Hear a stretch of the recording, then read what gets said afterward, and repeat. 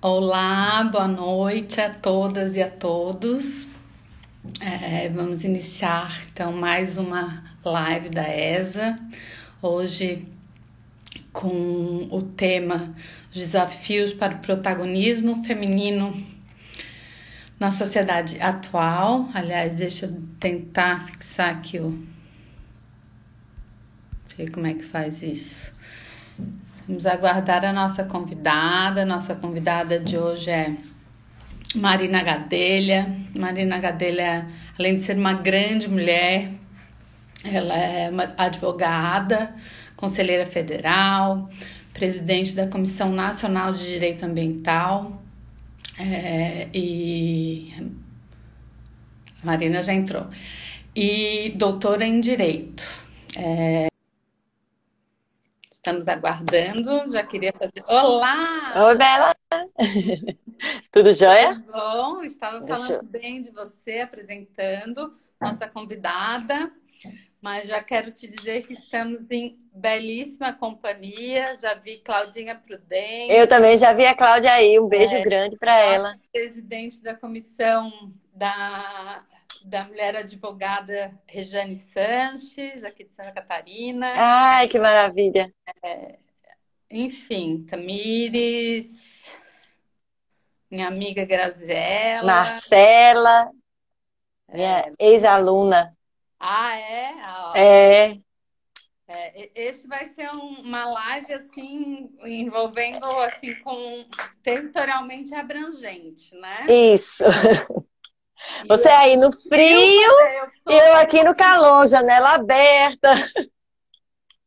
não vou te dizer que eu não estou te invejando, porque eu detesto esse frio e eu sou friorenta para burro. Tô morrendo gelada. Mas enfim, então escolhemos. Eu não sei como fixar nosso tema. Você sabe de fazer isso? Fix. Tem como fixar tema? Ah, Fixar. não sei, não, Bela. Deve ser. Deu, já deu. Ó, Pronto. aí, já fez. Tá fixado. Minha afilhada, Vivi, tá por aqui também. Juknaben, da ESA. Então, estamos super bem acompanhadas. E vamos tocar num assunto que eu acho que nós duas, mas você, é claro, sempre é um tema bastante caro, né? A nós duas, a nós mulheres, a nós mulheres advogadas, um tema que vem sendo discutido muito, ainda bem, né? Sim. Que de certa forma é um tema que já é de certa forma protagonista, porém nós temos muitos desafios ainda a galgar o O protagonismo vereador feminino. Anderson Maia, aqui de Campina Grande, nos Ah, assistindo. Um abraço grande. olha, foi em Campina Grande que nós nos conhecemos. Verdade, verdade, verdade. Precisa voltar, Bela. Verdade. Mas, assim, eu acho que a gente vem numa escalada positiva de protagonismo feminino já. E eu não vou me limitar à advocacia, eu não vou me restringir à política, né? Ou à atividade empresarial. A gente, de fato, vem numa escalada de conscientização. Eu já acho que assim, eu mesma, engraçado, houve uma divulgação de um evento e uma amiga que é defensora pública no estado do Acre e defensora pública na Corte Interamericana de Direitos, me chamou a atenção e falou assim, mas Marina, não tem nenhuma mulher nesse evento que você está divulgando. E ela tinha toda a razão. E eu percebi que eu não vinha fazendo essa análise. E a partir do momento que ela chamou a minha atenção, eu não deixo de conferir. Mas não é um evento que eu estou divulgando, que a OAB está promovendo, eu não deixo de conferir em nenhum evento se existe ou não a presença de mulheres com voz, Certo. E você não né? acha que esse é um fenômeno assim relativamente recente? eu como processualista civil, eu vejo assim, no processo civil é difícil a gente encontrar congressos ou, enfim, diálogos, que seja um pequeno evento, que não tenha uma presença,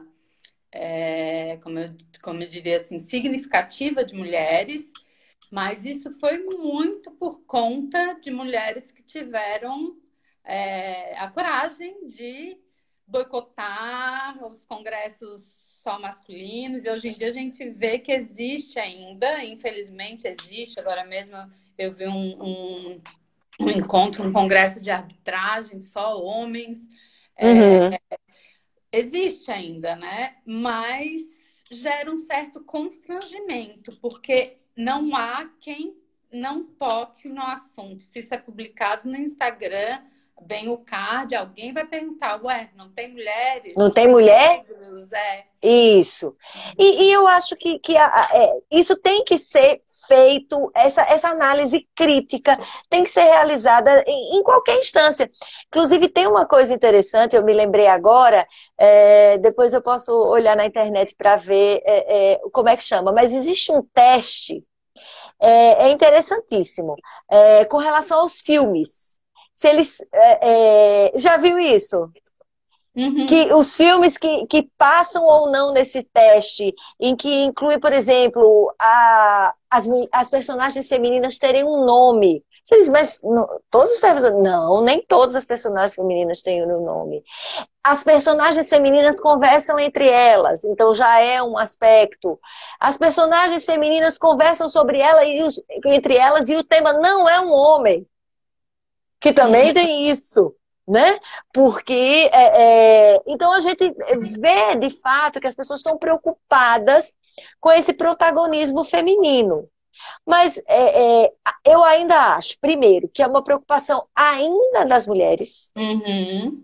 tá? Restrita às mulheres e em raros casos especiais e que merecem ser registrados a alguns homens.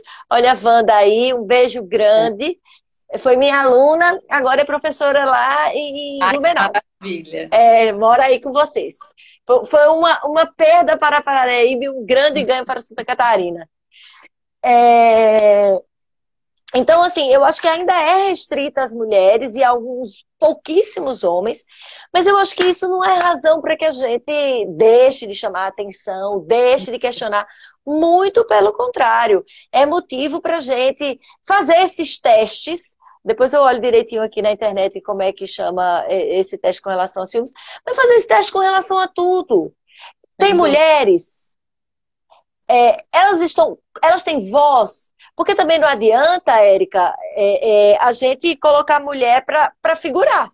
Tem uma deputada, hoje é senadora aqui pela Paraíba, mas na época foi deputada estadual, Daniela Ribeiro, que uma vez disseram, deputada Daniela, venha compor a mesa, venha enfeitar a mesa. Ela disse, compra um jarro de flor. As mulheres têm que ter coragem de falar isso. De falar isso, né? Ela disse, compra um jarro de flor, porque não adianta também ser figurante. A gente precisa ter voz, Exatamente. participar e participar, não só presenciar. Porque participar é interferir naquilo que está sendo desenvolvido. É protagonizar, né? Não É ser um coadjuvante. protagonizar. Exato. Não é enfeitar, não é ouvir Florir. apenas ou bater palma no fim, é interferir, é modificar. Porque existe. Aí alguém pode perguntar, mas por quê? Né? Uhum. Por que tem que ser assim? Tem que ser assim porque existem coisas, é o tal do lugar de fala. Existem Exatamente. coisas que só a gente Quem sente, passa sabe. que só a Exatamente. gente passa, que só a gente sofre, Uhum. né? Porque não é Uhum. só sentir, é sofrer, é padecer de algumas situações que são exclusivamente femininas. E aí, as mulheres que estão nos vendo agora, elas vão saber exatamente o que eu estou falando. A gente se comunica no olhar. Uhum. uma mulher fala com a outra pelo olhar. Uhum. E a gente precisa se expressar, e nessa expressão a gente encontrar um eco.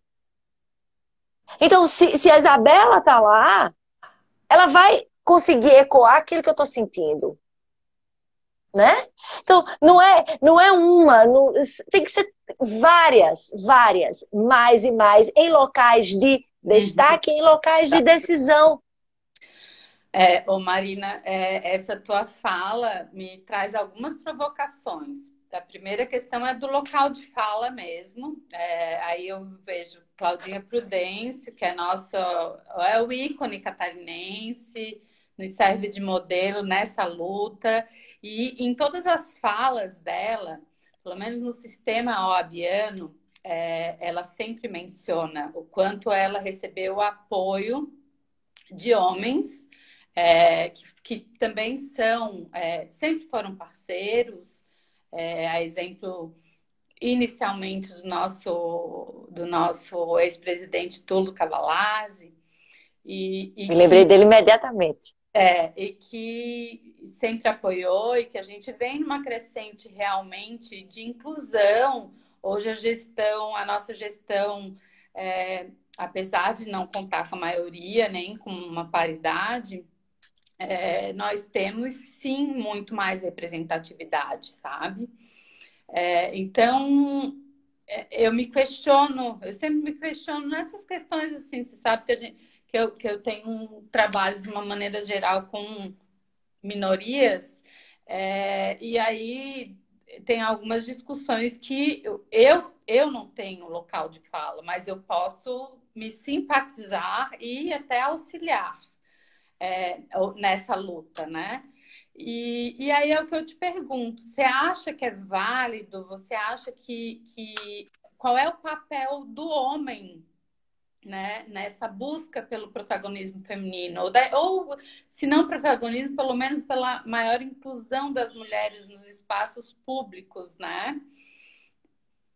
Veja, eu acho que é importantíssimo. Você, enquanto falava aí, que a Cláudia sempre menciona que teve o suporte, eu não conhecia a história, mas de imediato me surgiu a figura do Tulo à mente, porque tenho a oportunidade de ser colega dele de Conselho Federal pela segunda vez, e sei do quanto isso era constante para ele, assim, do quanto eu me lembro de detalhes, assim, porque ele senta atrás de mim e ele me chamava, eu virava para trás e ele dizia assim: eu quero ouvir você. Uhum. Pede a palavra porque eu quero ouvir você. Então, essa sutil diferença. Ele não chegou lá e disse: eu acho que as mulheres não. Ele disse: Marina, eu quero ouvir você. Como ele queria ouvir várias outras conselheiras federais também. E essa é muito a postura do homem. Não é assumir o lugar de fala, porque ele não tem esse lugar de fala. Uhum. Né? Mas é dizer assim: eu vou te ceder a oportunidade de falar, porque é importante para mim e para todos que você fale agora pelas mulheres. Ele não se substituem. Esses homens que efetivamente apoiam as mulheres, eles não se colocam no lugar de substituto, Uhum. mas de aliado.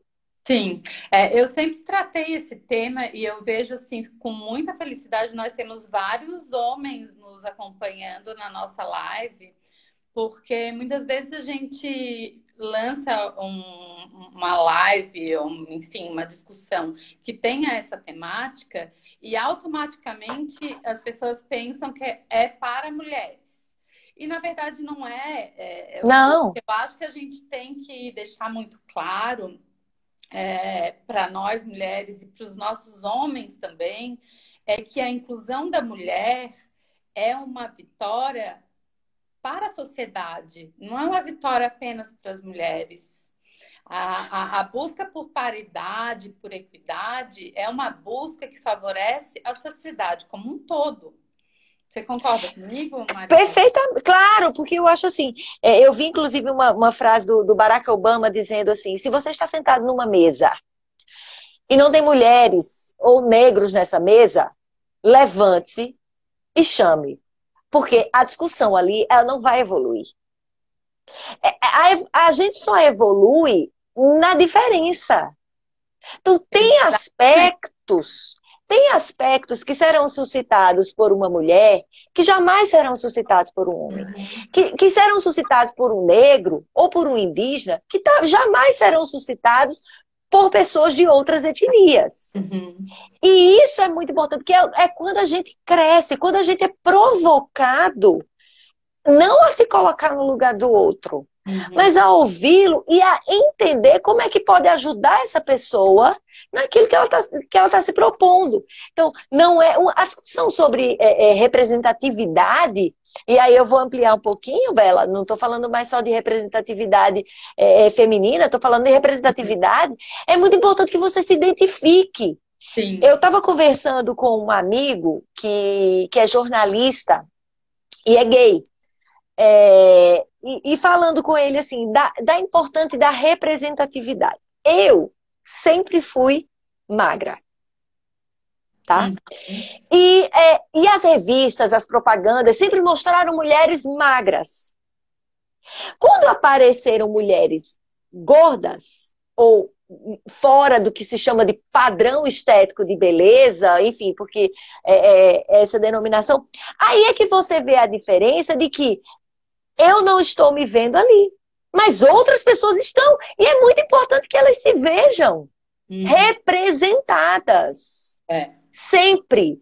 Então, é muito importante que existam bonecas que representem crianças negras, porque as crianças negras precisam ser representadas e porque as crianças brancas precisam também saber que existem bonecas com outro formato de cabelo, com outra tonalidade de pele e que essa diferença é normal, porque um estante de bonecas loiras de olhos azuis não reflete a nossa Exatamente. sociedade.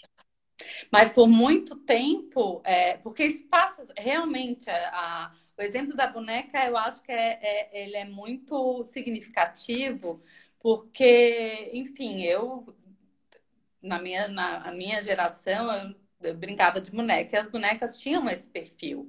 E isso, querendo ou não, passa uma mensagem subliminar. Você se adapta a esse padrão e passa a querer reproduzir esse padrão na realidade.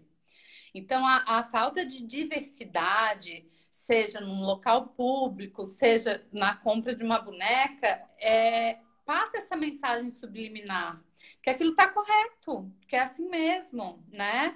Que as mulheres Que que só lutem, aquilo está os correto, negros né? que lutem, os gays que lutem, né? Isso não tem nada a ver com isso. E Que quando, só na aquilo está verdade, correto, que não existe uhum. outro, né? Deixo aqui um abraço para Leandro Carvalho, nosso coordenador da ESA da Paraíba, minha prima Ah, Miriam Gadelha, legal. advogada tributarista. Eu tenho uma grande amiga negra que ela diz que ela via as bonecas e as bonecas não se pareciam com ela. E ela queria deixar o cabelo liso para ficar parecida com as bonecas. Uhum. Então, isso é muito sério, porque não é só bonito o cabelo liso, não é só bonito o olho azul, não é só bonito. Existe, a beleza está exatamente na diferença. Uhum. E a criança, ela precisa receber isso de uma maneira natural. Que uma é loira, a outra é morena, a outra é negra, a outra é indígena, e é isso que é bom, e é isso que é bonito, e é isso que Até, enriquece. até porque determinados paradigmas e modelos, enfim, eles são gerados a partir da infância, né?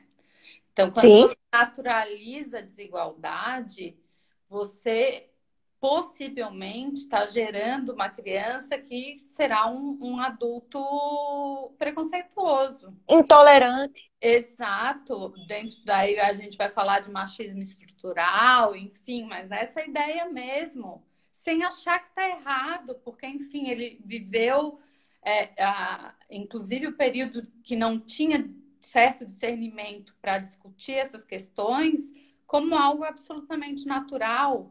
Então, é bem preocupante, né? A criação, né? A educação das nossas crianças e dos nossos adolescentes. Eu sou uma pessoa que sento com meus filhos e converso abertamente, pergunto a questão de gênero, a questão principalmente de orientação sexual, para que eles, né, não tenham, ou que se tem algum, enfim, eles estudam numa escola de certa forma elitizada, se quantos negros eles têm, né? E a minha preocupação de eles tratarem todas as pessoas, respeitarem todas as pessoas do jeitinho que elas são e de não tolerarem preconceito. É. A única Porque coisa que não se tolera é intolerância. exatamente. Eu tenho uma amiga, Bela, que ela disse que foi contratar uma babá e a filha perguntou assim: será que ela é bonita? E a mãe devolveu para ela. Eu falei: nossa, que presença assim. Por que você está preocupada se ela é bonita? Você devia estar preocupada se ela é uma pessoa boa, se Exato. ela é uma pessoa que vai gostar de você, que vocês vão se divertir juntas, porque vocês vão passar o dia juntas. Então você tem que estar preocupada com isso. Você não tem que estar preocupada se ela é uma pessoa bonita por fora. Mas se ela é uma boa pessoa, essa que devia ser a sua preocupação. E essa que devia ser a preocupação.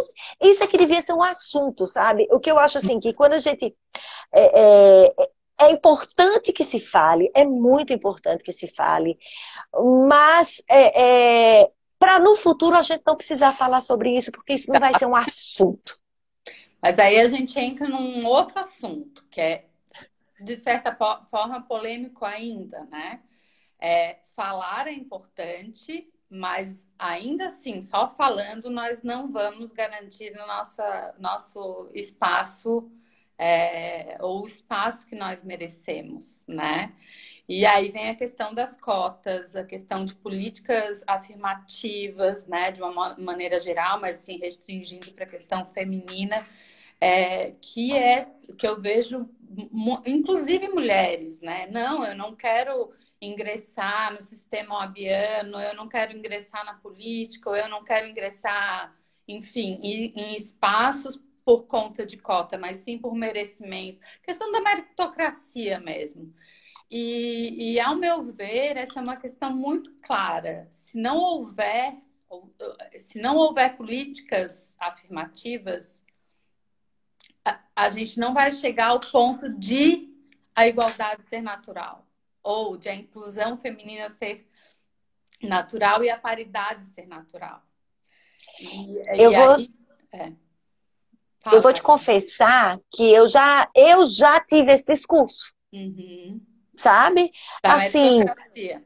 da meritocracia, não. A gente que lute, como está na moda, né? Uhum. E procure seu espaço. Se você lutar, vai ter espaço. Mas eu acho que a gente não pode falar em se você lutar, você vai ter espaço, ou em meritocracia, numa situação de desigualdade. Isso para qualquer lado que se vá. Eu estou falando de desigualdade social, eu estou falando Uhum. de desigualdade de gênero, eu estou falando de desigualdade não numérica, evidentemente, né? Uhum. Mas de oportunidades. Sim. Desigualdade de oportunidades raciais, de gênero, de orientação sexual, para deficientes. Então, não dá para a gente falar em meritocracia, não dá para a gente falar em vá com seu esforço próprio, se essas condições não são as mesmas. Então, não é. Não, é para a gente competir em condições de igualdade. Aí sim. Quando a gente tiver em condições de igualdade, aí a gente pode falar em meritocracia. Mas isso no Brasil não existe. As Para condições não qualquer são lado. igualitárias. Para qualquer lado que você olhe, as condições não são as mesmas. Então, eu não posso dizer que a mulher jogar essa mulher e dizer, vai. Por quê? Porque para ela vai ser infinitamente mais difícil. Quando a gente fala em igualdade, por que eu digo assim, hoje eu sou a favor? Porque eu acho que isso é um catalisador. Uhum. Quando a gente está falando em igualdade dentro do sistema OAB, eu estou dizendo que essa igualdade, essa paridade, se nós não tivermos nenhuma política afirmativa, ela só será alcançada daqui a 170 anos. O que Uhum. dá quase 7 gerações. Que 7 gerações. é muito tempo. É. Eu acho assim, a história conta, né? E os dados contam, que aí a gente vai para questões estatísticas, sim. E eu uma vez fiz uma palestra, uma conversa de encerramento de ano, justamente para a Comissão da Mulher Advogada. Ainda era presidida pela nossa atual secretária-geral adjunta, Luciane Mortari. E eu falava justamente isso, lógico, eu fui buscar os dados. E eu busquei os dados mais dentro do nosso universo, da advocacia. E era absurda a quantidade de grandes bancas de advocacia que tinham, primeiro, política de não aceitar mulher, assim, claramente, que todos sabem, e provavelmente você sabe de qual banca eu estou falando. Mas, assim, ó, as outras bancas, o quanto tinham mais estagiárias, mais advogadas júniores, e Juro. aí ia crescendo, ia baixando o número de mulheres e como sócias pouquíssimas. Mas pouquíssimas. Eu fiz esse estudo porque já faz algum tempo eu devia ter resgatado. Mas, digamos, eles analisaram 8 grandes bancas, ou as maiores bancas de advocacia do Brasil. Parece que uma ou duas bancas tinham uma mulher como sócia. Então, essa é uma questão que é mundial, né? Que é enfrentada acho que em todas as profissões. Eu tenho uma grande amiga que é minha comadre, e a gente estava conversando sobre isso, sobre essa live no final de semana, que normalmente ela mora em Ribeirão Preto, mas a gente toma café da manhã juntas, ou sábado ou domingo. E ela eu tenho uma admiração profunda, ela sabe disso, porque ela é uma protagonista nacional no movimento Mulheres na Ciência, ela é cientista. Inclusive, ela me indicou um texto, depois eu te passo, um artigo do New York Times, falando daí, é outra questão que eu acho que a gente pode abordar um pouco, sobre a competitividade existente entre as mulheres, né? E que, querendo ou não, é algo que, num assunto como esse, tem que ser enfrentado também. Talvez seja um desafio também, né? Então, eu me questiono, né? Em tempos de sororidade, em tempos que a expressão empoderamento feminino está quase sendo utilizada de forma banalizada, até que ponto a competitividade ainda tem espaço em tempos de sororidade? O que a gente ainda tem um equilíbrio? A sororidade vem ganhando espaço? A competitividade é uma realidade? Engraçado, eu acho esse assunto bem, bem interessante. E aí tá a Tati, minha colega de Conselho Federal, lá de Olha, Sergipe, e tá dizendo aqui, ó, verdade incômoda e que nos atrapalha nos propósitos coletivos. Eu acho que, já melhorou muito, eu acho também. tá? Eu me lembro que era sempre aquele discurso, mulher não gosta de mulher. Eu já ouvi, mulher não forma conjunto. Exato. Eu ouvi muito assim, ixi, formou uma equipe só de mulher, não vai dar certo. Não vai dar certo. Ou então, Em assim, 2 dias elas brigam. trabalhar com mulher não é bom. Mulher é complicada. Esse adjetivo é impressionante. Ninguém fala, porque um homem é complicado. Complicada é sempre a mulher. Nunca tem homem complicado.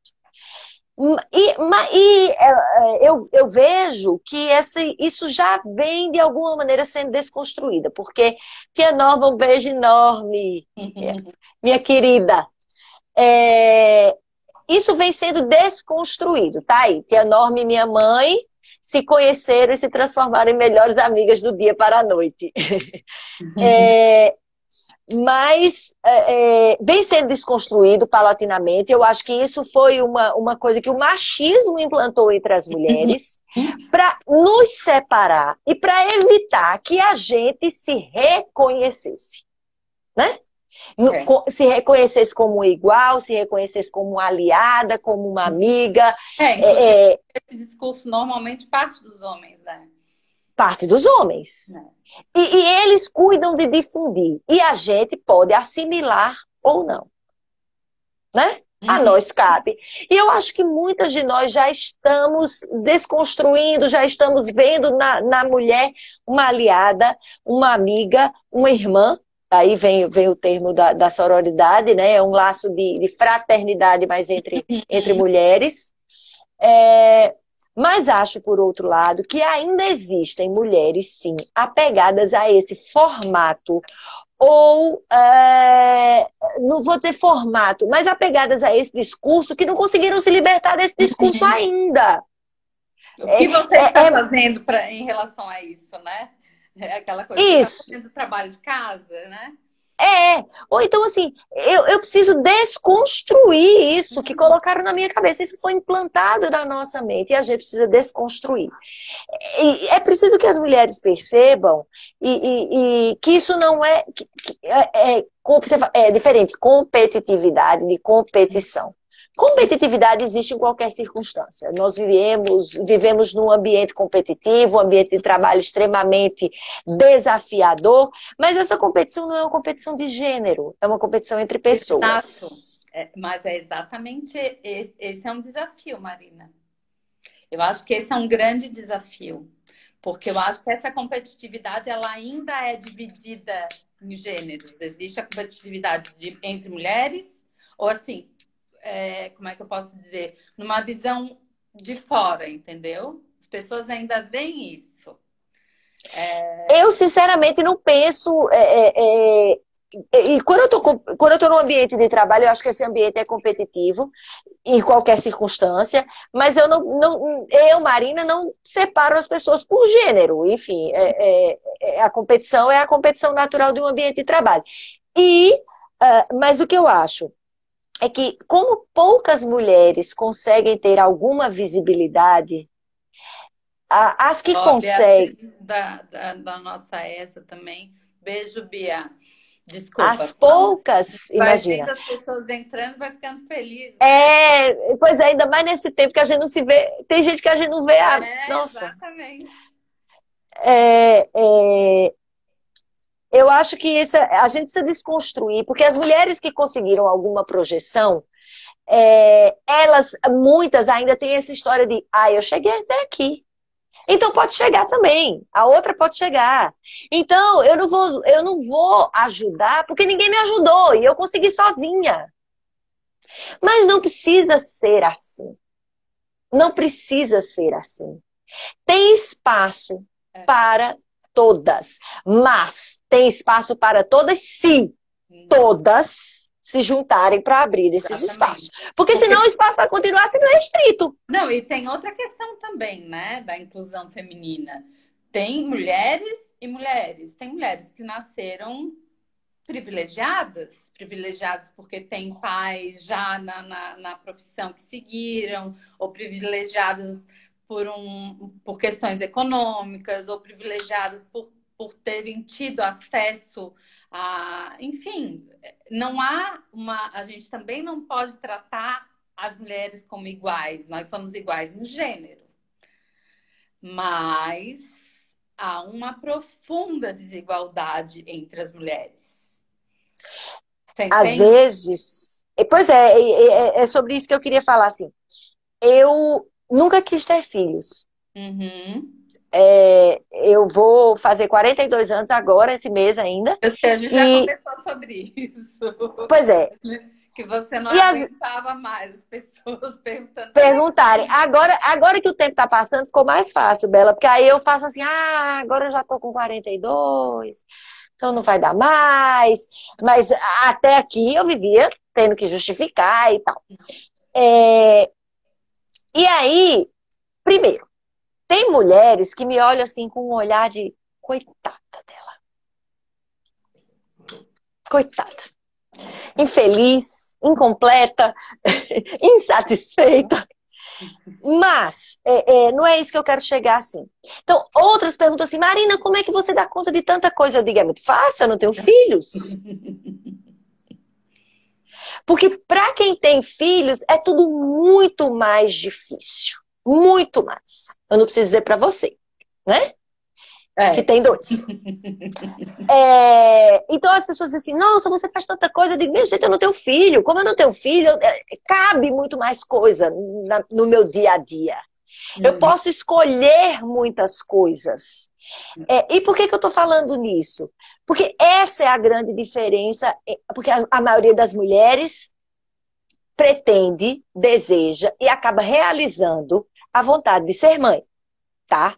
E isso não deveria ser um complicador para que ela ascendesse na carreira. Porque é a grande diferença, é a grande amarra da evolução das mulheres na sua carreira, é o fato de que elas têm filho. Você falou há pouco, as mulheres estão aqui. São estagiárias, são advogadas, júnior, mas elas não conseguem ascender. A mesma coisa a gente vê na magistratura. O ingresso de mulheres na magistratura é muito alto. É a mesma coisa. Mas quando ascendem na carreira para se tornarem desembargadoras, aí achata. Achata. Então, e é impressionante isso, né? É impressionante. E o que é que muda? Não, No que é que nós somos diferentes? Na maternidade. Mas isso deveria ser uma diferença que deveria ser compreendida, assimilada. Mas ela só vai ser compreendida e assimilada quando as mulheres tiverem ascendido, que tiverem condição de puxar as demais para dizer assim, olha, eu sei o que é que você está passando, eu sei que você precisa se dedicar, mas eu vou dar um jeito de te receber. Então é isso, a gente precisa que as mulheres cheguem para que elas puxem as outras. Então, por isso que esse discurso de paridade, esse discurso de acesso, de viabilizar o acesso às mulheres é importante. Porque quanto mais mulheres ascenderem, mais mulheres vão poder ascender também.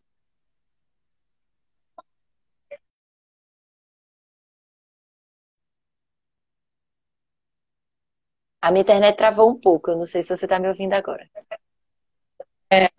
Não, agora tá normal. Então, assim, eu acho que ter ou não filhos deve ser sempre uma opção, como foi para mim. Mas nessa minha opção, eu nunca coloquei. O trabalho não fez parte dessa equação. É uma coisa muito simples. Quer ou não quer? Deseja ou não deseja ter filhos? Quando foi que você decidiu não ter filhos? Eu disse nunca. Porque, na verdade, eu não decidi ter, porque a vontade nunca surgiu. Então, beleza. A vontade nunca surgiu. Casar também, né, Marina? Sim. Existe uma pressão. Mesma coisa. As pessoas... Mesma coisa. E outra coisa. Forma, isso, pós-divórcio, as pessoas que queriam me arranjar parceiros. E eu assim, eu quero viver a vida com liberdade. Eu não quero... Talvez me dê vontade de casar de novo. Depois. Hoje não tenho vontade. Então, e as pessoas não compreendem que, em tese, essa é uma postura mais masculina. Isso se ouve de homens e não de mulheres. Mulheres precisam de companheiros ao seu lado para ajudar, nem que seja a trocar uma lâmpada, né? Mas, enfim. Então, existe uma pressão nesse sentido também, né? Pois mas tudo isso, olha, passei por isso também. Fabrício, porque o homem quando tá solteiro, ele tá solto, Pegador, né? Que beleza. Tá pegando geral, e aquilo é uma opção. A mulher não, a mulher é porque ela foi, não foi não passou na seleção. Pegadora também, né, Marina? Hã? Não. Também não pode ser pegador, não. Porque pega mal, né? Como é que vai ser a sociedade, né? É por essas coisas assim que a gente sempre eu volto para dizer assim, tudo isso são coisas que nós mulheres, só nós mulheres passamos. Então, a representatividade é importante exatamente por isso. Para que as pessoas que estão nos locais de tomada de decisão, seja dentro de uma banca de advocacia, seja dentro de uma empresa, seja no sistema OAB, no parlamento estadual, municipal ou federal, que as mulheres possam decidir, porque elas não estão decidindo por elas. Uhum. Elas estão decidindo por todas. Exatamente. Porque, às vezes, Bela, como eu sou a única... A Claudinha passou aqui falando, somos faróis de tantas outras. A gente tem que entender que quando, de certa forma, a gente galga um local de evidência ou de certo protagonismo em um espaço público, nós temos que ter consciência da importância daquele espaço. E puxar as outras. Exatamente. Puxar as outras. Pavimentar. O que eu me vejo é como uma pavimentadora, tá? Porque eu não quero que as pessoas, as outras mulheres, ouçam as coisas que eu ouvi. Uhum. Passem pelas... Eu não quero. Ah, mas você não tá aí, não conseguiu, não tá viva? Tô. Mas não precisava ser assim. Porque para os homens não é difícil assim. Não é difícil assim. E outra coisa que me irrita é porque eles colocam na cabeça da gente que eles estão devendo, que a gente está devendo um favor. Né? Porque olha, se você ascendeu na sua carreira, você está devendo um favor a alguém que te permitiu. Ninguém... Me fala, se você não tivesse ralado, estudado, entregado o trabalho, se alguém ia te dar oportunidade, não ia nada. Então isso não é favor, gente, isso é mérito. Não é favor, a gente tem que acabar com isso. Porque gratidão é uma coisa, tá? Subserviência é outra. Eu sou grata a várias pessoas que me auxiliaram ao longo da minha vida. Desde os meus pais, o meu irmão, amigos, meu marido, todo mundo me ajudou. Mas eu não encaro isso como um favor, não. Porque elas fizeram porque entenderam que era o que quer que seja, que eu merecia, que eles queriam fazer, o que quer que seja. Mas favor, não. E a reciprocidade, né? Claro! Óbvio! Então, a gente vê isso muito dentro da OAB, porque diz assim, mas você está ocupando a chapa.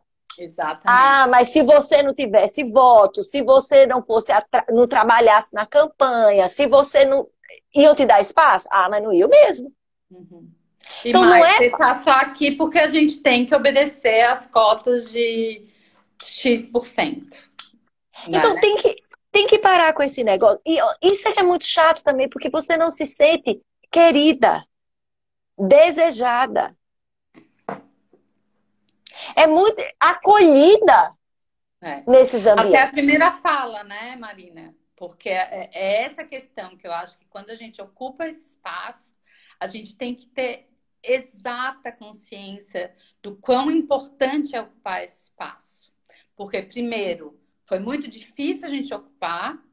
E segundo, a gente tem que mostrar que nós estamos, aí sim, ocupando porque nós somos competentes. Isso! Então, porque esse espaço é nosso. Em espaços públicos, como a OAB, enfim, eu faço parte do conselho já na segunda gestão, eu vejo que os novos, né, as novas gestões, a primeira sessão, aquela coisa assim, meio de conhecimento, né, e você pede a fala e fala bem, ou suscita uma questão importante, há uma certa comoção, do tipo, nossa, ela é boa mesmo. Ela dá conta, né? E eu acho assim, é curioso, porque os homens adoram delegar para as mulheres, né? Adoram delegar. Por quê? Porque o trabalho sempre é feito, que a mulher não tem essa história de, não consegui, não deu tempo. A gente faz. Faz a tempo e faz bem feito. Isso é natural. Porque eles dizem assim, não, entrega para fulana que ela faz. Eles adoram delegar pra gente. Mas, poxa, a gente não quer receber delegação, não. Né? A gente quer fazer, eventualmente delegar para outras mulheres, eventualmente delegar para homens, mas a gente, não é essa história de, bota ela para fazer porque ela faz bem feito, não. A gente sabe que a gente faz bem feito. A gente sabe que a gente entrega como tem que entregar. Mas isso não é motivo, muito pelo contrário, para nos colocar olha aí, se vira e faz. E a gente se vira. Talvez se não se virasse, não é lugar, não é razão para nos colocar numa condição de subalterna, não. Pelo contrário. Vou te falar uma coisa, Marina. Você fala assim, eu fiz porque eu não tenho filhos. Não, a gente faz com filho também. O filho faz também. Porque quantas milhares de vezes eu ouvi, né, de alunos ou de colegas, como é que se dá conta? Aí você vai, ESA, é OAB, é faculdade, é mestrado, doutorado, que eu fiz depois de ter meus filhos, e advogar, a gente dá conta. Dá. A gente dá nosso jeito, né? Dá. Não, eu acho que não dá para discutir mais esse assunto de que as mulheres não têm capacidade, isso aí, pelo amor de Deus, né? Isso aí já ficou, não é possível. Não é possível que a gente tem que voltar nisso. Mas eles dizem muito assim, as mulheres não querem os espaços. Lógico que quer, gente. Isso é o discurso mais fácil que os homens podem espalhar, é que as mulheres não querem esse espaço. O que muitas não querem, e eu acho justo, é ter que se matar 100 vezes mais do que eles para terem esse espaço. Uhum. Aí eu acho justo. Muitas vezes sofrer assédio moral para ocupar esse espaço. Sexual, exatamente. E aí muitas não querem, e eu acho que não tem que querer, não, porque elas têm seu limite. Entendeu? Não é para ser assim. E uma coisa que me surpreende até os dias de hoje é de nós relatarmos uma situação de assédio moral, porque eu não acredito que nenhuma mulher tenha vivido pelo menos uma ocasião, em maior grau, menor grau, e a gente vê no olhar dos homens como assim, lá vem ela com esse mimimi, né? Mimimi. É um mimimi que, por exemplo, agora, nesse último final de semana, nós tivemos 2 mortes aqui perto de Florianópolis, na Grande Florianópolis, por parceiros, ou ex-parceiros. Então, a OAB de Santa Catarina está, e principalmente as comissões, né? Tem uma comissão de violência contra a mulher, de violência doméstica, a CMA, essa questão que comove, é uma comoção porque a gente não quer outro desafio, a gente ainda está num mundo em que os parceiros se veem no direito de agredir fisicamente, o que dirá moralmente, né? Então, quando a gente parte dessas estatísticas de relacionamentos abusivos, a gente já vê que essa mulher, porque a mulher abusada, dificilmente ela vai ter autoestima para achar que ela pode ocupar esses espaços. Sim.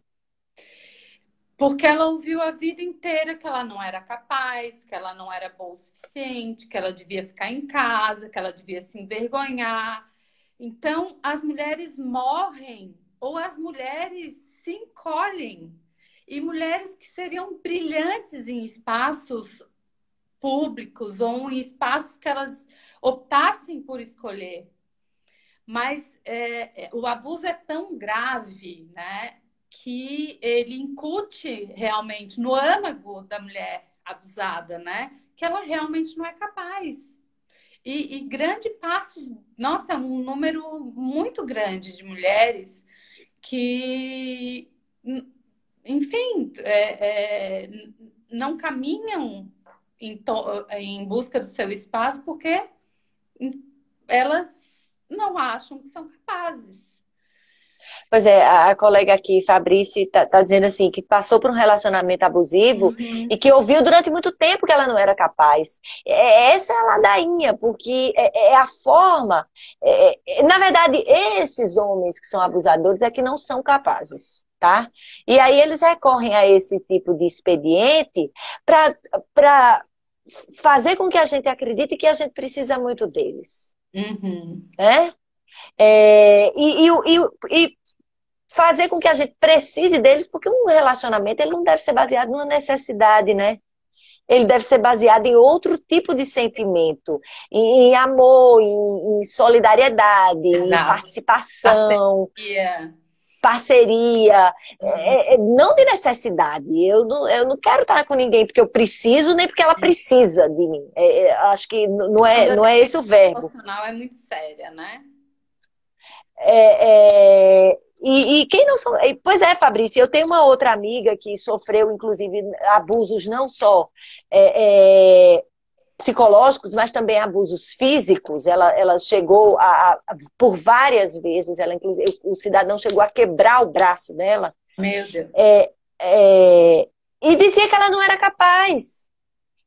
E hoje, essa mulher ela é doutora, Hum. tá? Hoje, na USP, enfim, numa das maiores, provavelmente uma das melhores faculdades de direito do país, é chamada para dar palestra no país inteiro e no exterior também, mas ela disse que aquela sombra ainda existe, de que ele dizendo que ela não era capaz. E você se desprender disso é muito difícil. É É. muito difícil. E mais, né, quando a gente discute a questão da violência, seja ela doméstica, seja ela profissional, porque, enfim, o assédio moral está aí para não mentir, também os dados são alarmantes. A gente, para o nosso tema, né, desafios para o protagonismo, quando a gente vê esses dados estatísticos, de certa forma, a gente vê que a gente está trilhando um caminho, mas tem muito, muito a ser trilhado, né? A gente está discutindo ainda violência. Violência. Essa coisa de posse, né? De objetificação. Porque eu quebro um braço, olha aqui meus enfeitezinhos, eu quebro um braço de um objeto. Uhum. Eu posso quebrar o braço desse bonequinho do Android? Até posso, né? Vladimir vai ficar meio bravo, mas eu posso. Mas eu não posso fazer isso com um animal. Uhum. Porque, né? Porque a própria lei de crimes ambientais já estabelece que isso é um crime contra um animal. E como uma pessoa, mas aí essa relação de que a pessoa não vê a outra sequer como um animal, ela vê como isso aqui. Uhum. Com um boneco que é de minha propriedade e eu faço o que eu quiser. Uhum. Usar, fruir e abusar. Não é assim? Marina, eu tô vendo as mulheres. Olha o nosso diretor-geral agora presente, olá, Marquinho. Ai, que legal. Eu vejo essa conversa e a gente já está se encaminhando para quase uma hora de live. Parece que a gente está falando há 10 minutos e as mulheres se identificando, né? Então, talvez, inclusive, a gente podia combinar nos nossos perfis pessoais, de repente, continuar essa conversa.